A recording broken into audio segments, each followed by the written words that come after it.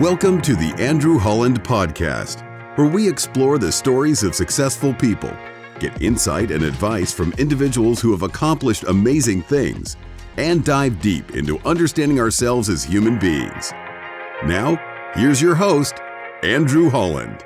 Hello, everyone, and welcome to another episode of the Andrew Holland Podcast. Thank you so much for joining us this week. Joining us from Sarasota, Florida today is Jennifer Lee, the founding partner of Modern Wealth, a financial firm that focuses on helping her clients through transitions, and we'll talk about what that means, and author of the book, Squeeze the Juice, Live with Purpose, Leave a Legacy. Jennifer, thank you so much for joining us today. Absolutely. Thanks for having me, Andrew. Excited to be here. So I want to get into your background, and I know that entrepreneurship was very strong in your family with your father and you going on financial appointments with him. But before we do that, give us an idea of what does Modern Wealth focus on for your clients? We briefly touched on it. What does that mean, financial transitions? Sure. Well, I work primarily with women in financial transition. We don't discriminate. Of course, we work with happily married couples and men as well. But primarily our niche really is women going through big changes, right? So buying or selling a business, relocating, divorce, loss of a spouse, those big experiences that disrupt your financial world, and you need to kind of get a new path. And we help clients create that path and do it with confidence. So tell us about how you got into this industry and take us all the way back to your childhood. Your dad was a financial advisor. You got the opportunity to see how much work it is to run a business, especially when you're dealing with people's finances. Something that we all are maybe nervous about, confident about, not confident about, obviously a very important part of living life. Take us back and give us some insight into your transition from your childhood into where you are today. I love that because you get to see how nerdy I was as a kid. So, I remember when they brought coins into kindergarten and we got to put coins on the actual worksheet. A number of years ago, one of those little questionnaire things went around in email or on Facebook or something that says, what's your favorite sound? Well, the sound of a cash register, just being playful, but I'm comfortable with money, and it started young, right? So my dad is a self-made man, and I got to experience him. I guess probably I was the firstborn child, so probably was a lot in my mother's hair. And so on Saturday mornings early, I got to go to the office with my father and be destructive to his assistant's desk and play with paper clips and all kinds of things. But more importantly, I got to see the value of work ethic and how he treated his clients and that he loved what he did. And just to experience that, I think, to me, that's invaluable. That taught me my core values about money and working with clients and business. And that kind of jump-started my entrepreneurship. I love what you said, that you're comfortable with money. A lot of people in the United States of America, and quite frankly, globally, it's kind of a hot button topic, or it's not something that people are comfortable with, in spite of the fact that it's such an important piece, not everything, not by any means. And I want to talk more about that as we grow into the conversation. But why do you think some people are uncomfortable with money? And how do you help your clients get more comfortable with facing some of the conflicts that come with whether large amounts of money or maybe not as much as you would like, or preparing for retirement? Yeah, that's a great question, Andrew. In my industry, when I meet somebody new, it's really critical that I understand where they're coming from. What is their foundation? What is their money story? What is their first experience around money? Was it one of affluence? Was it one of an unlimited potential, or was it one of lack? And so that helps me to understand where they're coming from and to better be supportive of them in whatever direction we're going.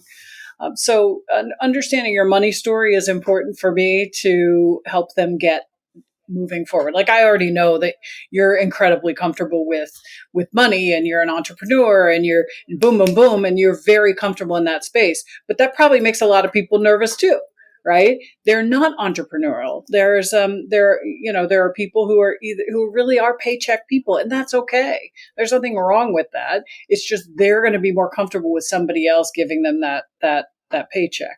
Whereas you or I might say, well, yeah, but I want that. How am I going to get it? And figure out how to do it and be creative about doing it. So it's just about supporting people where they are and helping to grow them a little bit. So let's talk about your money story. You saw your dad be an entrepreneur, a financial advisor. He grew his own firm, or did he work under a larger firm name? He grew his own firm. He started out Okay. in the industry when he started out in insurance, and so he was on the phone, dialing phone numbers ad nauseum until people would answer. I love this story he told me. He used to call on physicians. He said, okay, well, who am I going to call on? I need to call on somebody who is going to have the potential to grow. And at that time, that was a really good field to focus on. And he told me this story one time that he would go to the hospital and he would get on the hospital phone and he would ask the front desk to page Dr. So-and-so. And, he was doing this all morning. And at one point, the person said, where are you? Who is this? Don't move. And he said, all you saw was the phone hanging, just hanging there. He's out of there. But, he had persistence, right? His colleagues, his other fellow people in his group weren't as successful as him because they weren't willing to do the things that he was willing to do, just like, people today. There's lots of money to be made in many, many different ways. It's just a matter of, what is your skill set? What is your aptitude? And then what is your tolerance for risk? One of the words that you use that I think is so important and getting more challenging for future generations to understand the real meaning of this word is persistence. I rail on this on so many podcasts, and I'm sure for all of our listeners, you've heard me say this many times. Technology and our cell phones, we can get everything in an instant. And that is almost the antithesis of what being an entrepreneur is and what persistence and commitment means. So I want to ask you about that for you. You founded Modern Wealth in Maryland, and in 2012, you moved it to Sarasota, Florida. Give us some insight when you were first starting the firm. What was that like for you? Well, I first started the firm. I joined my father's practice a couple years out of school. I was in accounting. I was in, I looked at the two people above me and saw what my future could be if I really got to their spot. And it was not all that interesting. So when my father called me one day and he said, hey, this person left, I have a salary, I could bring you in. Are you interested? I said, yes. Now, understand, Andrew, I didn't know I had to make phone calls and call people and talk to them about investments or ask them to meet me. And I mean, you talk about persistence. I had a lot of dates that were supposed to be appointments, right? There are lunch meetings that, men would make with me and I'd have lunch, and we never got anywhere with the finance part, so you learn, you do things differently. You start to do marketing differently. You focus on business owners. You focus on, when I relocated to Florida, I went to these networking meetings. I had a deep,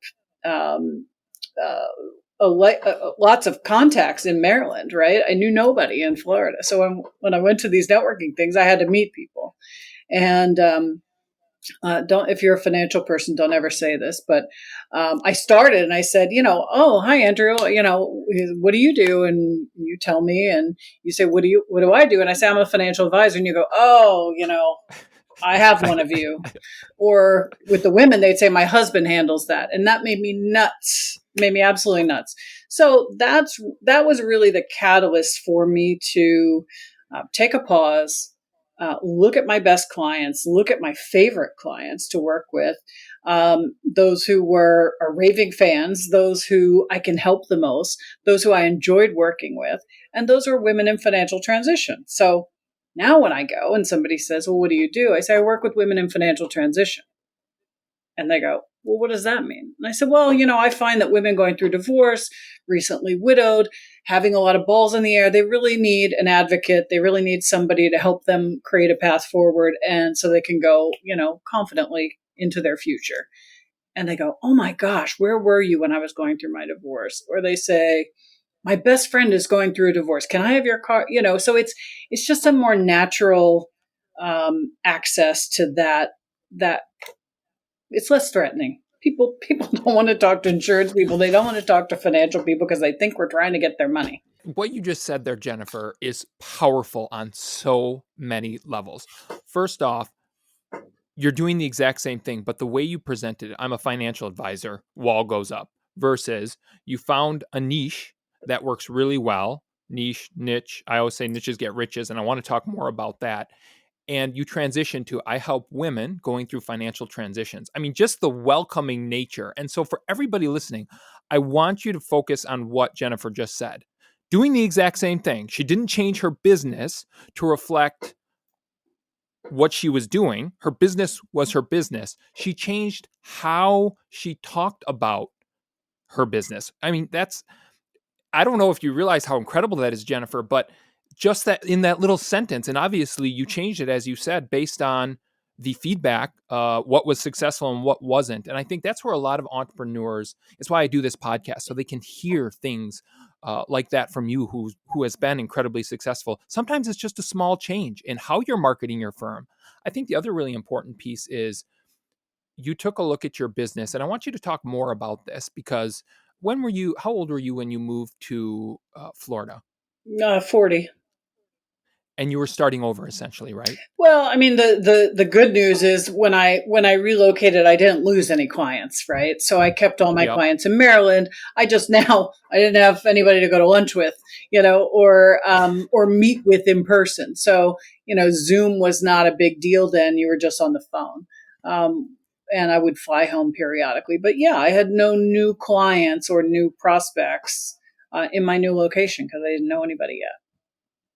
And what was the straw that broke the camel's back, so to speak, that helped you realize, you know what, I gotta look inwardly. I gotta be reflective about what is my business? Who are my best clients, so that you could refocus and redirect your marketing efforts and who you were going to target to grow your business in Florida? That's a great question, and I think it's a couple of things. One, I can't say that I'm a savant and had this great idea. This is Simon Sinek. What is your why, right? So if you really go through that and you really absorb that and you really think about that, then you can cultivate your elevator pitch, your communication. What is it that you're bringing that is your unique value proposition, right?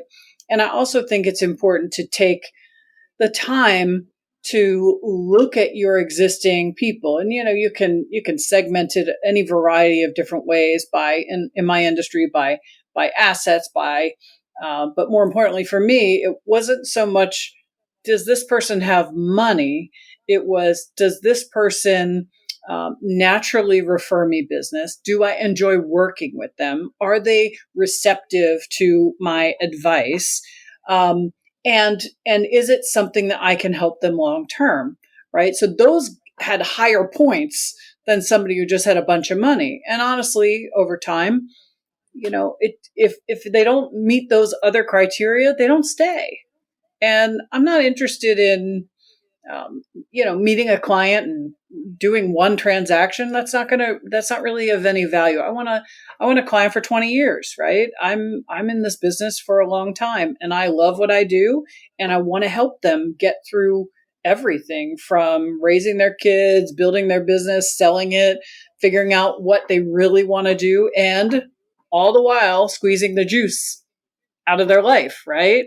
Getting the best out of it. I love that concept, and it's a perfect transition into what I wanted to ask you about the book and what motivated you to write the book, and give us a high level idea of what the book is all about. And I'll include a link in our show notes here so everybody can buy the book on Amazon.com. Squeeze the Juice by Jennifer Lee. Give us some insight into what motivated you. From my understanding, you didn't want to write it when someone said you should write a book, and give us a high overview of what readers can look forward to when they buy Yeah. and read the book. I was talking to a marketing person, and I was sharing with her my niche for my practice and who I was really trying to reach. And she said, "Oh, you have all these stories. You need to write a book." And I said, "I'd rather do your tax return, right? I don't I don't want to write a book. That's not my thing, you know. I mean, I'm in numbers. I'm in finance. I'm in people."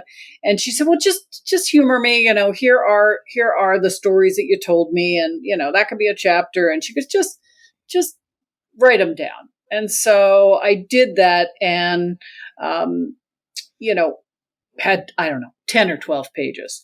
And she said, "Okay, but I don't understand. What's the context around this? Like, tell me more about this person." And so I kept fleshing it out, and it started to evolve into a book. And then COVID happened, and I had a lot of time, right? I had a little excess time in the morning and an excess time in the evening for my commute. So I would just flesh it out as time went on. And, you know, it became a little bit of a labor of love. So the book, my primary clientele is what I call the non-moneyed party. It's the party who is certainly intelligent enough. It's not a matter of intellect or ability, but they're just not the person who handles the finances. They're just not the person who's interested in it, and that's okay. You know, so I wanted to provide some education and context to help them have perspective, because for sure you need to be involved in what affects your family and your business and your life in a high level, big picture perspective. You need to understand some parts of it. So I don't want to say that. So I used stories to try to explain some basic financial concepts and make it absorbable. And I start the book talking about my father's family love letter, and I end it with my personal love letter and go through what that means. And hopefully it's an easy read for somebody like you. You read it in 2 hours, no problem. You're in, you're out. So tell us about, well, what I like about it, and you have a free chapter online at squeezethejuice.com. You can read a free sample chapter. It was, as you said, very easy to understand. Even if you're not what you would consider financially literate, you explain the concepts in such a way that you don't have to be a CPA or have taken all these finance courses to understand some of the basic concepts of money. And I think that's what's so lacking in today's society. You talked about something that I want to go into more detail.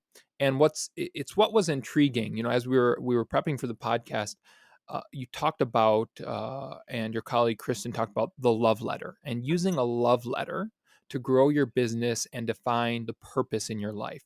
Give us more insight on how you came to that concept and what that means. Sure.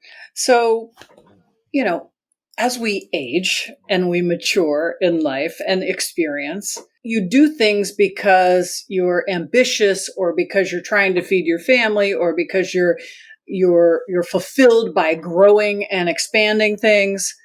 But at the end of the day, it's really about what has your life meant? Where have you contributed?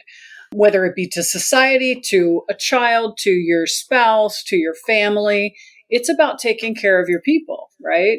I mean, we can climb mountains, but if we don't have anybody to, you know, pull along with us or give those resources to, then what is really the point? It's just the climb, the thrill of the climb. And I would venture to say that the people who are listening love the climb. Also, they start to recognize that there are more important parts along the way that they can impact. They can have impact in society, in people's lives, in their families' lives, and so on. So, writing your family love letter is really pulling all those things together, right? It's getting the essence of who you are as a human. So, if you're writing your family love letter for your for your kid, your young son who's 14, you want to tell him what you hope for him in a spouse, in a partner in life. You want to share with him what you hope for him in terms of values and contributions to society, in terms of ambition, in terms of excitement, all the things you hope for him. Those are your values, and transitioning those and communicating those in your family love letter is important. How this really came about, our my father was a planner and advisor, and he got sick, and he had a brain tumor. And if there are 4 tiers of brain tumors, there are, and he was 4, not A, but B. So that's the worst of the worst, and it's fast. And, he delivered his family love letter in person at 6 o'clock in the morning, 2 days after he found out he had a brain tumor, with all of our family there. And he shared what resources my mom has and would have. He shared who he wanted to speak at his wedding, his funeral, I'm sorry, who he wanted to speak at his funeral. He talked about what his expectations of us were. He asked if we had any questions about, anything, because he said, look, it goes with me, it goes with your mom. If we're not here, who do you ask? So it was a really chilling and profound conversation that I don't think everybody gets the opportunity to have. You could get hit by a bus. The brain tumor could have affected his brain and he couldn't communicate. There's any number of things. So for me, when I talk to clients about what's important to them, it helps me do planning for them, for the legacy for their children, their grandchildren, charitable giving, whatever it is. And it also helps me take care of their family. I think that's such a powerful reminder. You said some people don't get that chance, but a lot of those things that you described that your dad put in the love letter, people deliberately avoid. And then they don't really get the chance because you never know when your last day on earth will be. But I love that your dad was so educational and thinking about, all those topics you said, I said, okay, I can just think through my life. Okay, everybody's avoiding talking about this. They're avoiding about talking this. They're all those things that you should be talking about. A lot of people try to avoid until it is too late. So for people that maybe aren't comfortable having those conversations, or that's scary, because it's not easy to have those types of conversations unless if you're, even when you're forced to, but in your situation, your dad recognized the situation he had been presented with. And I'm assuming he knew he may not have a lot of time. Yes. And that's what prompted him to bring that to the forefront. How would you advise people, and what do you advise your clients and our listeners? A lot of those are touchy subjects or tough things to bring up, even in the context of a love letter. When do you think is the appropriate time to do it? And how do you even broach that topic? I try to incorporate it, not in every conversation, but certainly with every client, to touch base on it, because it's a really good, indirectly, it's a good checklist, right? So it can be something that you don't share with anybody, you just do it yourself and it's there in a safe. It can go a lot. It doesn't replace a will or advance, any of those documents, but it's a supplement, right? It communicates what's important, what your expectations are. One of the silly things that was in our, my dad's verbal love letter was that, my mother is never to use her Visa when we're out to dinner. And so we're all jumping for the Visa, and sometimes she tricks me. And we were at lunch one day, and I handed the lady my card, and she came back, and she had a note inside the thing, and it said "too late," because my mom had already given her a card. So I was like, but actually on the website, a number of years I did a marketing event for men, and so I was just working on this family love letter, and so I did a Mad Libs love letter for men. Oh, so it's boy. on the website, so you can download it and fill in the blanks. You can trust this person. I love you because, here's where our life insurance is. Make sure you tell the kids X. So it's a good starting point. Yeah. But it also helps you think through, hey, did I make sure that I'm doing all these things? Is my spouse going to be okay? Everybody is different, just like your money story. There's sensitivities around this topic. Sometimes I'll have clients who come into my office, older clients, and the husband will say, I want my wife, I manage the money, but I want my wife to meet somebody and feel comfortable with somebody now so that when I'm not here, she has a resource, right? Yeah. And that's a beautiful thing. That's, taking care of your people, which I, very much respect. I'll put a link to that Mad Lib love letter in our show notes for anybody, because I want to fill that out myself. I think it is, not only would it be a lot of fun because of the way in which the context in which you just framed it, a Mad Lib, but also I think it's a good starting point, as you indicated. I want to jump back to something that we kind of started with, and that's this concept of money.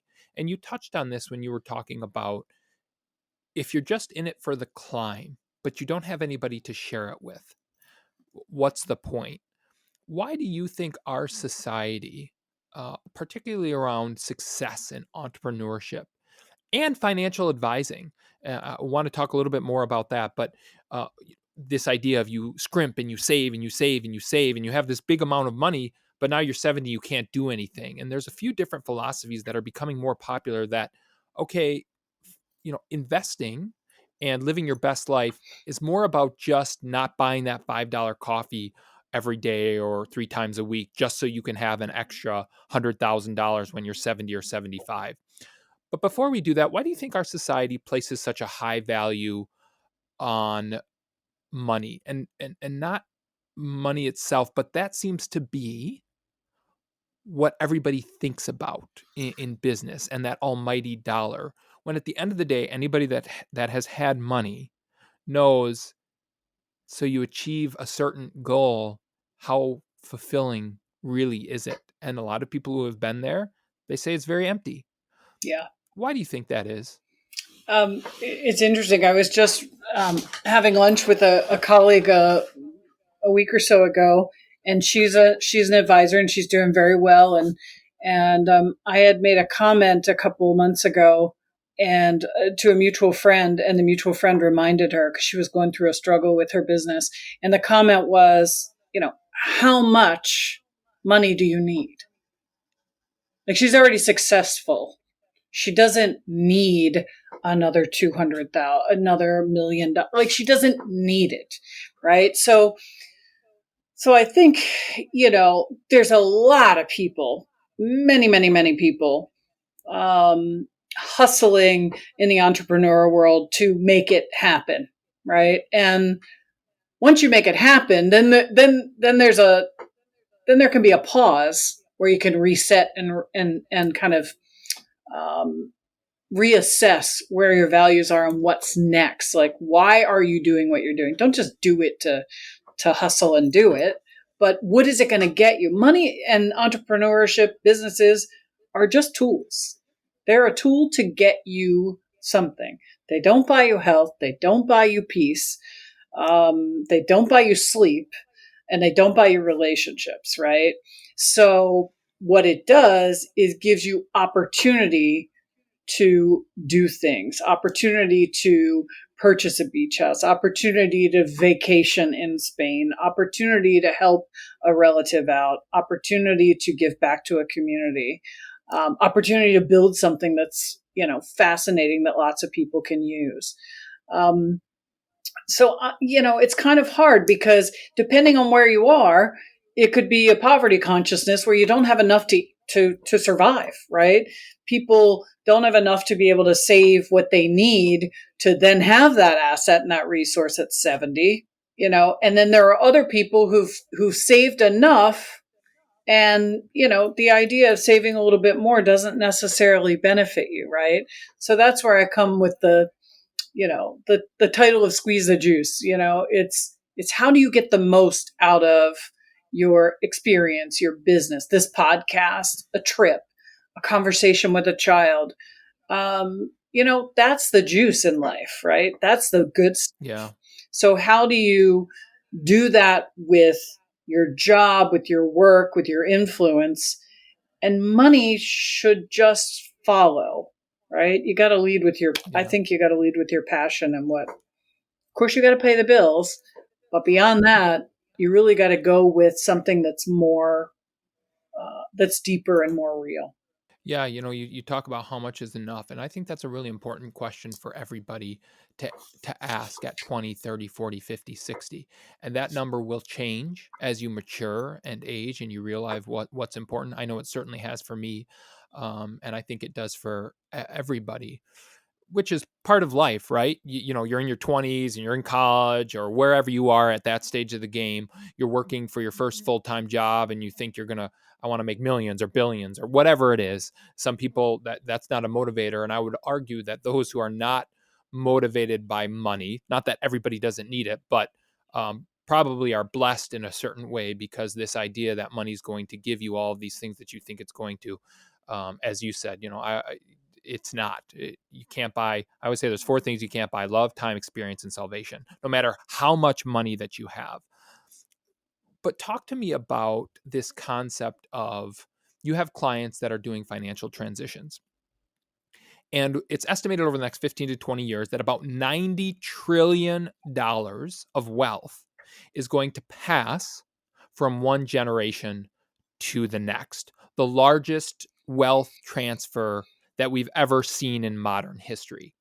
When you're working with those families where, they always say the first generation builds it, the second generation makes it really big, and the third generation squanders it. And that's not true in all the cases, but there are plenty of examples, and I know some from personal experience from where I'm from, where that is the case.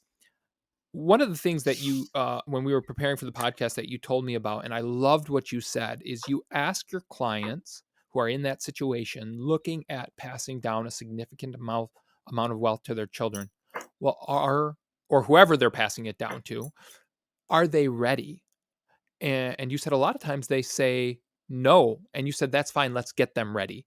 Give us some more insight into those conversations and how you help prepare the next generation for that incredible transfer of wealth. Sure. You're sharing about this big transfer, and it makes me nervous, right? It makes me nervous because I think that plenty of people are ill prepared. And so what we know about what I call sudden money, whether you inherit it, whether you win the lottery, whether you make it big in business, whether you're a baseball player and you're crushing it, is if you're not educated, if you don't have the right support, if you don't have the right understanding about how to preserve that and protect that resource to do what it is you want it to do. Again, it's just a tool. It'll go away.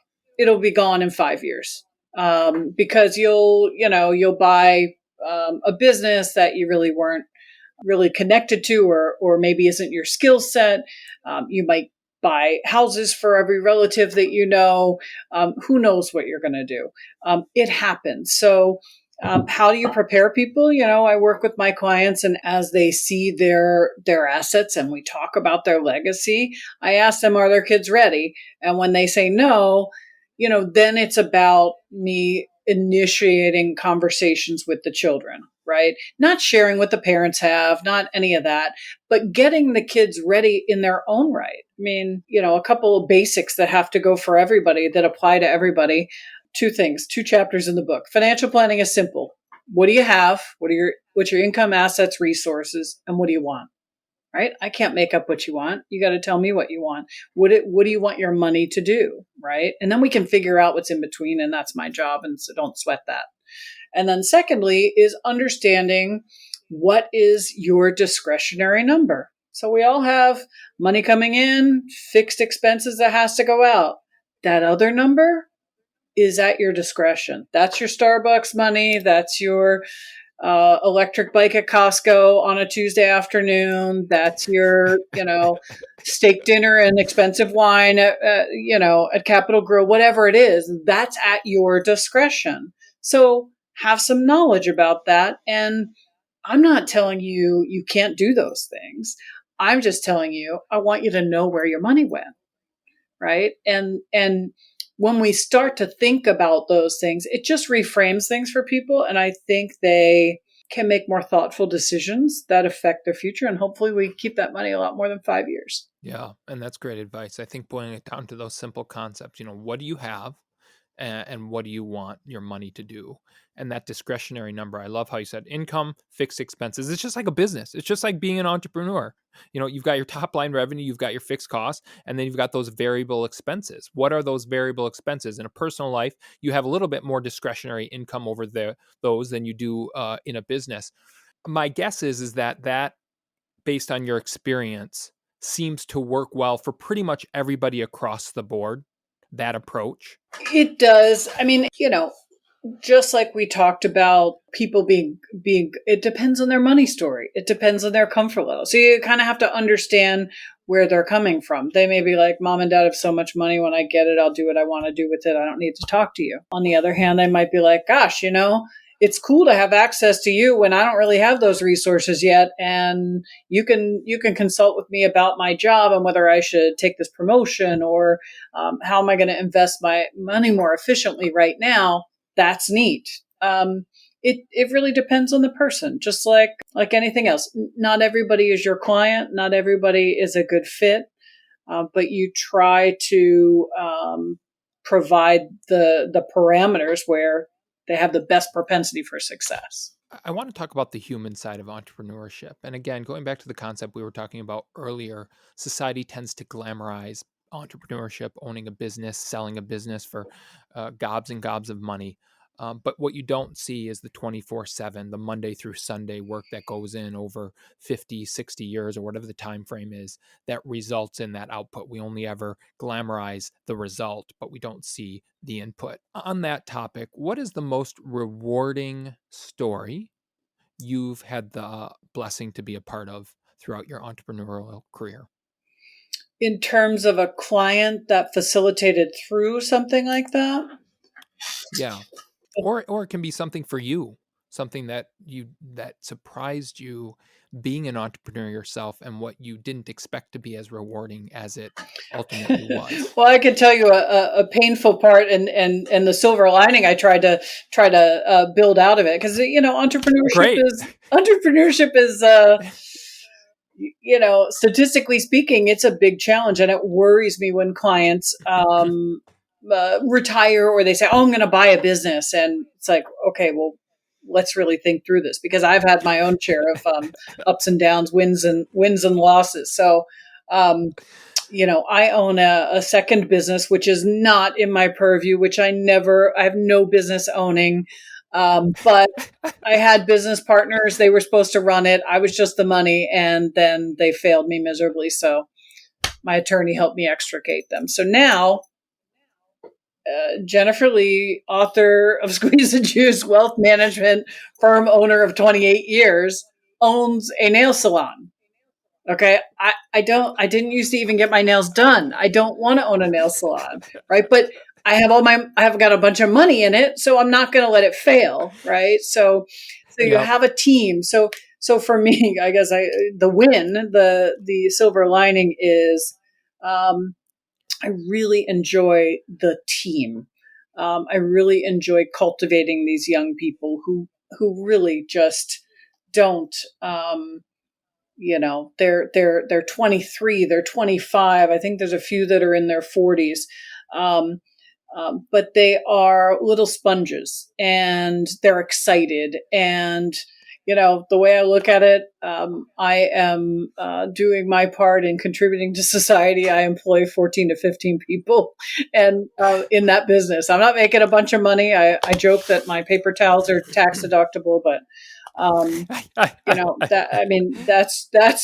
that's it. So I think when you look at business ownership, people don't see the whole thing. They see the glamour. Oh, you own this nail salon. Isn't that great? Yeah. Great. What that means is people call out sick. I got to reschedule appointments. I got to talk to you about your nails. I don't want to talk to you about your nails. It means that we're out of paper towels. We're out of this. And it's Saturday. I mean, one day we were out of files on a Saturday. I'm like, how does this happen? Like, how are we supposed to do nails? Right. So it's silly things that in the small business world, you do everything. Your buck stops with you. Hmm. So when people come to me and ask for financial advice, I'm going to start this franchise, I'm going to start this business, and I'm going to put $500,000 of my money in this. It's going to be great. I say, okay, well, let's talk about this, and this. Number one, don't have a business partner ever. No, number two, you really have to understand, are you willing to put in 80 hours? Right? Are you willing to put in 80 hours? Well, no, I'm not. I'm going to be a business owner. I don't have to put in 80 hours. I just show up and get my nails done, right? I mean, come on, it's laughable, but those people are paycheck people. You can't go from being a paycheck person to an entrepreneur and put all your money in that. You're destined to be very unhappy. And if you want a nail Jennifer, salon, I got one. call you or email you. Jennifer, I thank you so much for sharing that, because you hit so many different nails on the head there. We all have it. I've got so many of them. The one that comes to top of mind for me is a pizza truck. Basically, to say a pizza truck. I don't know anything about any of those things, and now I've got this asset that's just sitting there and alone and not even operating. But those are that's why I started this podcast, to talk about the truth and the reality, not to scare people away, but to open people's eyes up. It's something that I could stop laughing about when you ask them, oh, do you want to work out 80 hours a week? Oh, no, I want to be a business owner. I'm just going to show up and get my nails. That's what society thinks. Oh, you're a business owner. You're rich. You can go on vacations all the time. Where did this stuff come up with? Yeah. Like, it's so far from reality. Uh, I think, so thank you for sharing that, because those are the types of things that, what's worse when people go into business is when they go in with their eyes closed, or they've been led to believe that it's one set of expectations and it's the complete opposite. And I think that is a disservice that our financial institutions, that our society writ large does as a whole, by glamorizing the result and not focusing so much on the input and what it really takes to get there. And that's what we're working to accomplish with this podcast, is to dispel those myths. Again, not to scare people away, Yeah. but so that they can have their expectations right. And just like you said, when you bring the reality, and I've got to say, I met so many financial advisors, Jennifer. I love that you've been there. You've done it all. A lot of them, and there's nothing wrong with them working for another firm, but they're advising so many entrepreneurs, but they actually don't know emotionally what it's like to go through, because they've never done it themselves. You're the complete opposite. And that's why this conversation is so fun. But you want to be able to advise your clients on what it actually is going to be like. I want to ask you this.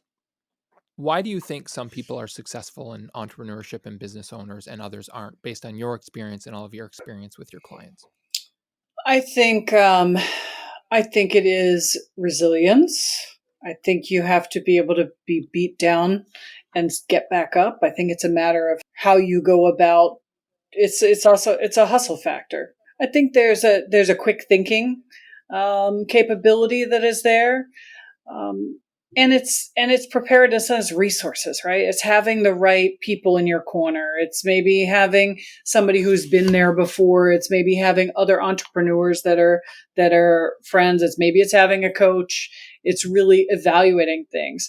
If I can give you any piece of advice, if you're thinking about doing a business, I tell this to my clients' children who say, "Oh, I want to be a veterinarian," or "Oh, I think I want to be a realtor." This happened. One of my clients' child says to me, "Oh, I want to be a realtor. It's so glamorous, and I'll be dressed up, and I'll go out and show houses." I said, "Okay, great idea, right? Great idea. It looks fancy. The realtors are on point all the time. They're dressed to the nines. They always have their lipstick on. They're driving a nice car that's clean, and they're happy to talk to you, and they're wearing their name tag in the grocery store." Okay. And I know I have friends that are successful realtors, and that's what they do. And guess what? They are on 24/7. I'm on a lot, but I'm not on 24/7. You're going to see me in the grocery store in jeans, and I don't, I'm still who I am, but I'm not trying to sell you something with my name tag. And I don't have to be in that position. So I said, and this is advice I would give to anybody thinking about doing whatever business it is. Look on LinkedIn, look on your connections, look on your parents' connections, look on your friends' connections, and say, there are 3 veterinarians. Mom, who is this veterinarian? Do you know them? Can you introduce me or whatever? Or reach out to them. And then you call them and you say, hey, Andrew, I think I want to be you when I grow up. I'm 23 years old. I want to be a veterinarian. Can I shadow you for 3 days for free? I'll do whatever you ask. I just want to see what it's really like. And then after you see them put down 3 dogs and, do other crazy things, you're like, oh, maybe that isn't what I want to do. You really need to know. You need to get in the weeds. Because it isn't all, puppies and well visits, right? There's a lot of stuff in any business. I love my industry, and I think it's one of the best ones out there for young people. But it's not easy. It is not easy, and it's not fast. So you have to know your stuff. You have to establish rapport. You have to be a decent human. You have to be around. You have to do a good job. And that's just after you got licensed and you got all your compliance stuff and on and on and on. It looks easy, but what does it really take? I think that's some of the most sound advice we've ever had on this podcast, Jennifer. That due diligence piece and connecting with people who are doing exactly what you want to do and shadow them for free for 3 days. It seems so simple, but so many people don't do it. Heck, when I was starting my first business in the garbage industry at 22 or 23, I should have done that. It would have saved me 10 years of a lot of trouble. Now, it turned out wildly successful, and I'm thankful for it. But boy, most people's 20s are their best years. I can't say the same for me. I want to ask you about something we touched on earlier in technology, and you said something really important that I'm a little bit worried about. You said it doesn't happen fast. Do you think the future generations who are growing up with technology that gives everything at their fingertips within a matter of 15 to 30 seconds, and now with AI in a matter of a split second, are well prepared for this concept of if they want to be an entrepreneur or if they want to grow a business, what it takes? I don't think they're prepared. I think they're in for a lot of frustration and disappointment. I think they're going to pivot a lot and make changes. It'll be interesting, the longevity and the ability to stay in an industry or in a field. It's we live in a world today where you hear about somebody who builds up an Instagram following and then sells it and makes all this money and they have this lifestyle and everything is great. It's not sustainable. To me, it's not sustainable. It's not long term. It would be great to have everybody and you've had some really cool people on your show who have accomplished things and done it quickly. The question is, how many fails did they have before they really hit it, and where did that come from, right? I think I worry about people today being lifted with this generational wealth coming, and maybe these boomers giving money to these young people to run a business, and they're going to start it and then lose interest. But go on to the next thing. Maybe they have the resources to be able to do that. But I think sometimes social media makes it look a little too easy. What do you think are the remedies? Because when I look at this, and I don't have any kids of my own yet, hopefully I will, but if not, I've got my nieces and nephews who are very, very close to me, and I'm a big part of their lives. They've grown up in a society, and we have almost trained them, and that sounds bad, but when you have this type of technology at your fingertips, and you can't hold them back from technology because they won't be prepared for how you need to operate, but you can't give them free reign because, well, for so many reasons, all the bad, evil stuff that's out there. what is the societal remedy from your perspective on building this grit, this resilience, this commitment that's required to be successful as a business owner? I don't know that I have the societal remedy. I would say that in my family experience, in my experience with clients, it's the family unit. I don't have kids myself, but I have 9 nieces and nephews, and they all understand the work that goes into doing what I do. They all understand. I mean, it's kind of a joke, and I have a chapter in the book that says when Aunt Jen takes you to dinner. It's that intensity. So I try to have that impact with them when I have them, right? You try to Yeah. share some of Yeah. that knowledge that is your essence, that is your entrepreneurship, that you can spark something in them so that they can be successful and be that resource for them to come back to. So for society, I don't know. I mean, I think technology, you've hit it on the head. I mean, Instagram, as the family goes, so goes the country. yeah, yeah. And I'm not sure. I don't know. Maybe more internships. Maybe more programs where kids are getting access to different industries to see if it's really something they want to do. When you're little, Yeah. you want to be a fireman, you want to be an astronaut, whatever it is. Well, go spend a couple days with that in that field and see if that's really something that piques your interest. It may be, and that's awesome, but it may also not be. Yeah. You've been very gracious with your time, so I just want to go through a few more last questions, and you've answered this one, but I want to dig a little bit deeper because I ask a lot of the guests that I have on the podcast. There's a lot of theories around this. Should you have a business partner? Should you not have a business partner? You said earlier, and my guess is it's because of your recent experience with the salon, an emphatic no. Give us some more insight into that.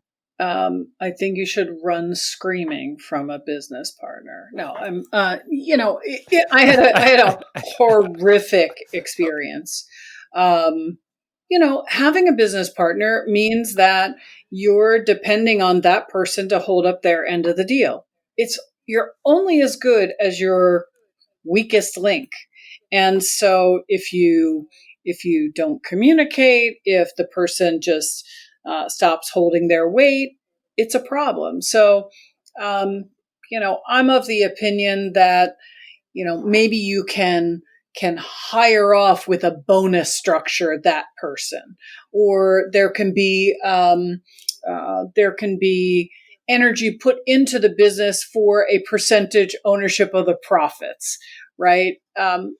I don't want to say I need to be in control, but that's what I learned out of the situation, Yeah. is that it wasn't a good fit. And I think you need to be in business with people who are smarter than you are, or as smart as you are. And when you go into an arrangement, you need to have an attorney, and you need to know what happens if there's a disability, what happens if there's a death, what happens if you hate each other, what happens if um,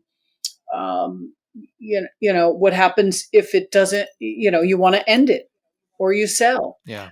because there's too many unknowns. And I think most business owners enter into these agreements and they have not checked all those boxes. Maybe they checked Yeah. two, maybe they checked a different two, but they have not really gone through it. And it's because they're in bliss. It's like when you fall in love and you're in that euphoric state.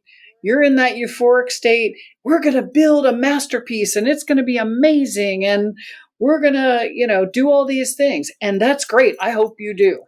But what if you don't? Yeah. And I think that's the key piece, that you have that honeymoon period. And I'm a big believer, if you think you need a contract with a person or group of people, you shouldn't be going into any business arrangement with them, because trust is the most important element of any business arrangement. But trust but always verify. So have that contract. But if you think you need it, then maybe these aren't the right individual or individuals to be going into business with. Jennifer, we covered a whole host of topics, and I want to leave with this. Is there anything that we haven't talked about that you think is particularly important for me and our listeners and viewers to know about, whether it's what you do as a financial advisor at Modern Wealth, how people think about money or entrepreneurship or owning a business in general, or anything you want to share? Sure. Well, I will share that oftentimes on a podcast, we ignite a question, a burning question. So if you end up with a burning question that we didn't answer, I'm happy to do that complimentary on my Calendly, which is Jennifer Modern Wealth. But I think that, when I think of entrepreneurship, I think of this opportunity to build wealth, to build this resource that you can then do bigger things with. And, I think people don't always start with the end in mind. And I think it's valuable to look at an exit strategy and to plan that out. And I'm sure that with your consulting, you're doing that with people as they're getting closer. And I think there's a real sweet spot between 5 and 7 years pre-sale, where you can really do some things from a financial perspective, from a tax perspective, that are very, very attractive for business owners, which is why you do what you do. It's to build this up and to create then this pot of money that will fund your retirement, fund the juice that you're gonna have in life. But it's really life is short as well. So you got to have a little bit of fun in between, and you got to squeeze the juice. That's why we're entrepreneurs. That's why we do what we do, is to have opportunities, have experiences. So don't forget to have fun. I think that's a great note to end on. Jennifer, thank you so much for all of your time. We'll include the link to her book, Squeeze the Juice, and of course that Mad Lib love letter for guys in our show notes. And as Jennifer said, if you have any burning questions, reach out to her via her Calendly, Jennifer Modern Wealth. Jennifer, thank you so much for your time today. This has been a lot of fun. Thank you, Andrew. This has been fun. Yep. Thank you for listening to the Andrew Holland Podcast. Never miss an episode by subscribing to and liking our YouTube channel, The Andrew Holland Podcast, and by following and liking the show on your favorite audio platforms. Be sure to connect with us on X, formerly Twitter, A Holland Podcast.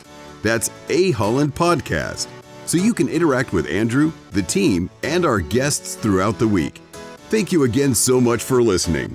Have a great day, and we'll talk again soon.